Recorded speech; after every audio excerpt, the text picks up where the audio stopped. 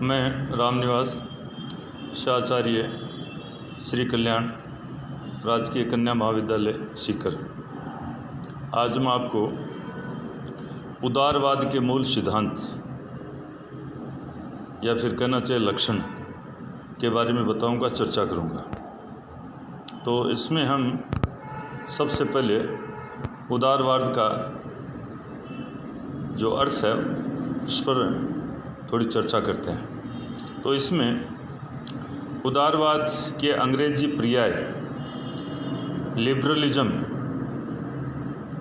उदारवाद को अंग्रेजी में लिबरलिज्म की व्युत्पत्ति लैटिन शब्द लिबरलिस से हुई है, जिसका अर्थ है स्वतंत्रता या स्वतंत्र व्यक्ति से संबंधित है। अतः उदारवाद की संकल्पना स्वतंत्रता के विचार के साथ निकट से जुड़ी हुई है। मूलतः लिबरल विश्लेषण ऐसे व्यक्ति या ऐसे सिद्धांत के साथ लगाया जाता था जो व्यक्ति की स्वतंत्रता का समर्थन करता है या करे। इसी लिबरलिज्म को, उदारवाद को हेरल्ड लास्की ने अपने शब्दों में व्यक्त किया है। तो लास्की के अनुसार उदारवाद की व्याख्या करना, उसकी परिभाषा देना सरल नहीं है, क्योंकि यह सिद्धांतों का समूह है, न होकर मस्तिष्क में स्थित विचार मात्र है। तो ये थोड़ा सा किसके अर्थ के बारे में हमने कुछ जानने समझने की कोशिश की है। और इसके बाद अब जो उसके मूल सिद्धांत हैं, प्रमुख सिद्धांत हैं, प्रधान सिद्धांत हैं, उनको मैं एक एक करके आपके सामने रखने जा रहा हूँ। कृपया ध्यानपूर्वक आप इसको सुनने समझने का प्रयास करेंगे, जिससे ये सरलतम प्रकार से आपके मस्तक में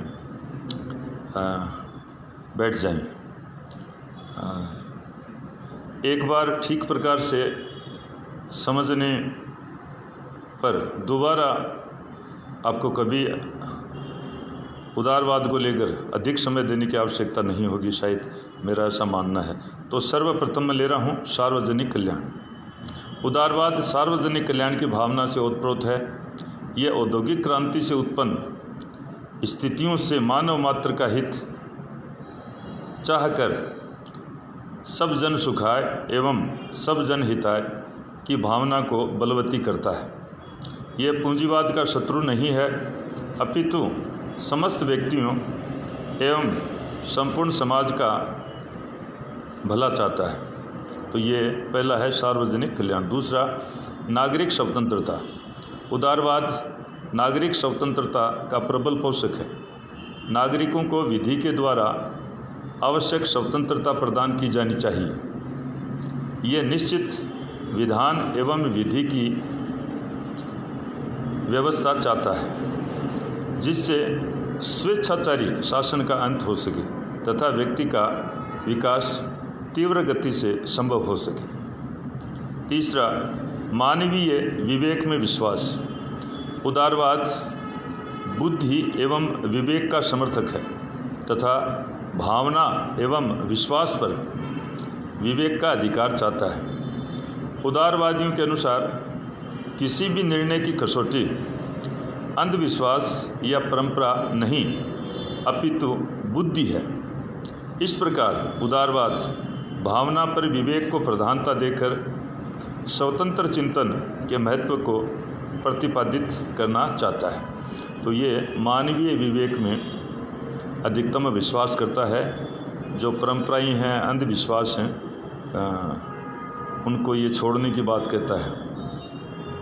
अगला, व्यक्ति साधे और राज्य साधन।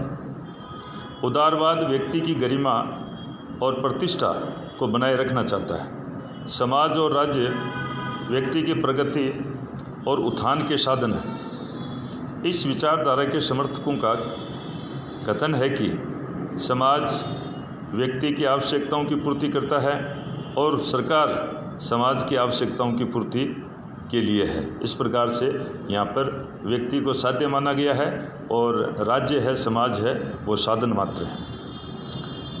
अगला, सीमित तथा संवैधानिक शासन की स्थापना।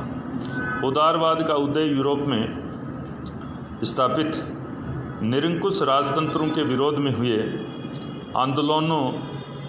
आंदोलनों से हुआ है। इन विचारों ने वहाँ वैचारिक क्रांति ला दी। परिणाम स्वरूप इंग्लैंड व फ्रांस में क्रांतियाँ हुई और धीरे धीरे अधिकांश देशों में सीमित व संवैधानिक शासन स्थापित हुई। इसके अनुसार शासन की शक्ति सीमित है और वह व्यक्ति के जीवन में एक निश्चित सीमा तक ही हस्तक्षेप कर सकता है, जिससे व्यक्तिगत स्वतंत्रता व सामाजिक कल्याण में सामंजस्य स्थापित हो सके। तो ये सीमित तथा संवैधानिक शासन की स्थापना चाहता है उदारवाद। इसमें एक व्यक्ति के जीवन में आवश्यक होने पर ही एक राज्य को हस्तक्षेप करना चाहिए, अन्यथा इन्होंने व्यक्ति पर बड़ा विश्वास किया है और ये भी माना है कि उसमें बुद्धि और विवेक होता है और उस आधार पर वो अपना जीवन मर्यादाओं में रहते हुए संचालित कर सकता है, संयमित और नियमित रहता है। समाज में क्रमिक परिवर्तन की अवधारणा। आधुनिक युग का उदारवाद क्रांतिकारी उपायों के स्थान पर समाज में क्रमिक परिवर्तन करने की अवधारणा प्रस्तुत करता है, अर्थात संवैधानिक उपायों से धीरे धीरे सामाजिक व आर्थिक परिवर्तन लाना है। जैसे कार्ल मार्क्स कहता है कि क्रांति के माध्यम से अनिच्छुक हाथों से छीनना, और वो देना नहीं चाहते हैं और उसमें क्रांति वो भी खूनी क्रांति हो सकती है, तो उस पर बलात् अधिकार करना होता है। तो इसमें वो स्थान नहीं है। ये क्रमिक सुधारों पर धीरे धीरे जो परिवर्तन होता है सामाजिक आर्थिक क्षेत्र में, राजनीतिक क्षेत्र में, उसको यहाँ पर स्वीकार किया गया है। आर्थिक स्वतंत्रता। उदारवाद वैयक्तिक संपत्ति का समर्थक है तथा राज्य को आवश्यक कर ही लगाने की बात कहता है। प्रत्येक व्यक्ति को अपनी इच्छा अनुसार व्यवसाय करने, संपत्ति अर्जित करने तथा खर्च करने का अधिकार होना चाहिए।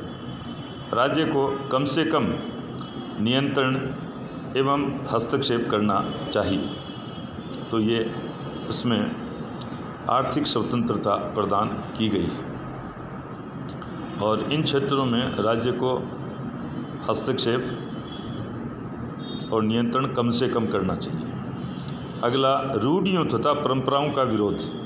उदारवाद व्यक्ति को प्राचीन रूढ़ियों एवं परंपराओं का दास नहीं बनाना चाहता है। परंपराएं चाहे कितनी ही अच्छी हों, किंतु उनकी अंधभक्ति का उदारवाद विरोध करता है।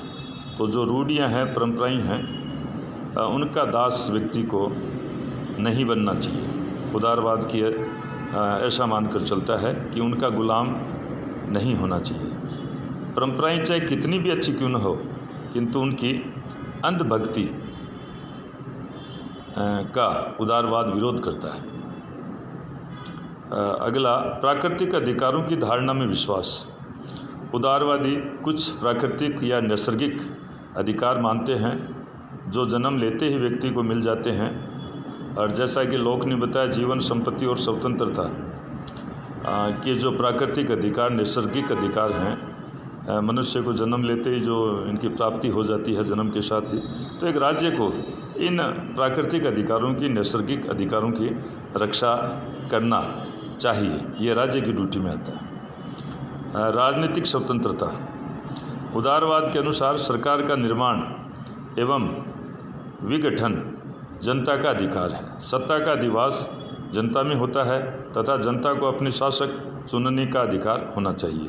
राजनीतिक स्वतंत्रता, तो इसमें क्या है, सरकार के बनाने का और विघटन का अधिकार किसको है, जनता को।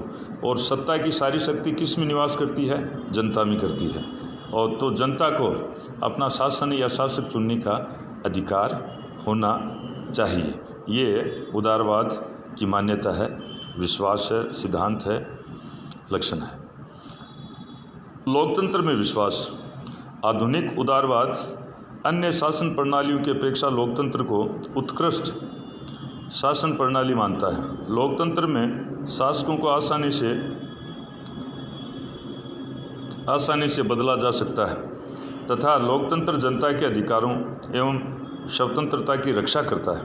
तो उदारवाद है वो लोकतंत्र में अन्य शासन प्रणालियों की अपेक्षा सबसे ज़्यादा विश्वास करता है। और उस विश्वास का मूल कारण क्या बताया कि लोकतंत्र में सत्ता परिवर्तन आसानी से हो जाता है, जैसे निर्वाचन के माध्यम से शांतिपूर्वक। इसमें खून खराबे की गुंजाइश बहुत कम होती है।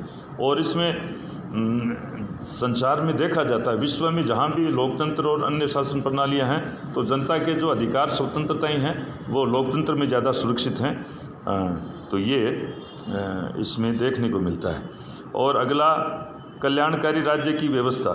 उदारवाद द्वारा राज्य के सकारात्मक स्वरूप को स्वीकार कर उसके माध्यम से दुर्बल वर्ग के आर्थिक व सामाजिक कल्याण की योजना प्रस्तुत की जाती है। तो ये उदारवाद है वो लोक कल्याण, सबके कल्याण की बात करता है। और जो बहुत ही दुर्बल हैं, अति पिछड़े हुए हैं, उनको भी मुख्य धारा में लाना चाहता है और इस प्रकार की ये योजनाएं बनाता है। और अगला है धर्मनिरपेक्ष राज्य का आदर्श। उदारवाद धर्मनिरपेक्ष राज्य की संकल्पना में अगाध श्रद्धा रखता है। राज्य का कोई धर्म नहीं होना चाहिए और व्यक्ति को धार्मिक बंधनों में नहीं जकड़ा जाना चाहिए।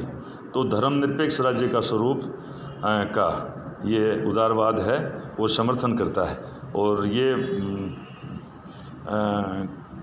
इसका कहना है, मानना है कि राज्य का कोई विशेष धर्म नहीं होना चाहिए। राज्य धर्म जैसे मुस्लिम राज्य हैं और हैं, पाकिस्तान का राज धर्म भी मुस्लिम हो गया, इस प्रकार का कुछ नहीं होना चाहिए।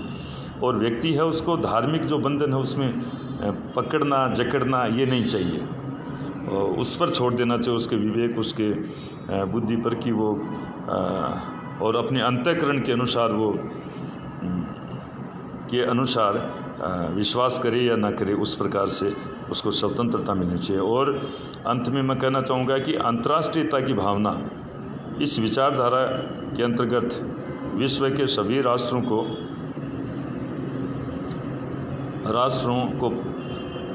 पारस्परिक सहयोग के आधार पर अंतर्राष्ट्रीय समस्याओं को समझाना, सुलझाना या समझना चाहिए।